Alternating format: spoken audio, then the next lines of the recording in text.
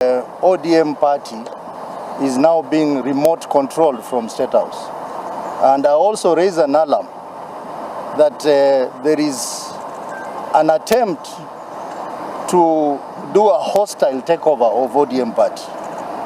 Now, this was not baseless. I want to inform you that last Friday, I received a call from chairperson of ODM, Madam Gladys Wanga. And Gladys Wanga gave the call to party leader, Oburu Oginga. And Honorable Oburu requested a meeting with me, which we set for Monday.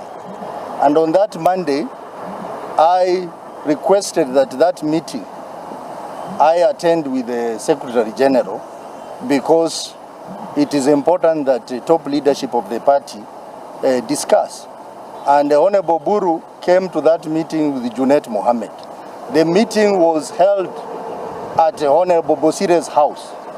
And also we had our trustee, Amos Wako. And in that meeting, we raised a number of issues.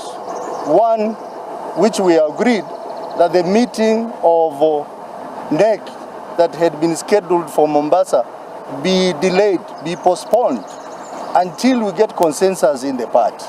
We also agreed a team of trustees led by our elders, Honorable Amos Wako, Honorable Nyangnyong, Honorable James Orengo, Honorable Bosire and others, continue with the mediation process in the party. I am surprised that Honorable Oburu told us that he needed to consult further. That consultation, he did not consult it with other key stakeholders in the party, but they proceeded that night to State House to consult William Ruto. And that's why two of us did not attend the NEC meeting in Mombasa, because we were waiting for feedback from Honorable Oburu as to whether the NEC meeting in Mombasa is happening or not.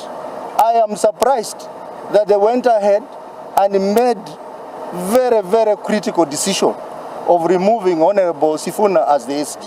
I want to call upon the membership of this party to stand firm and resist the efforts by President William Ruto to hostilely take over this party.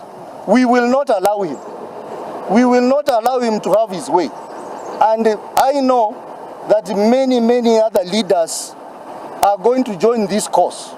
So we want to ask our members, especially in our stronghold, to remain calm, that Sifuna is going nowhere.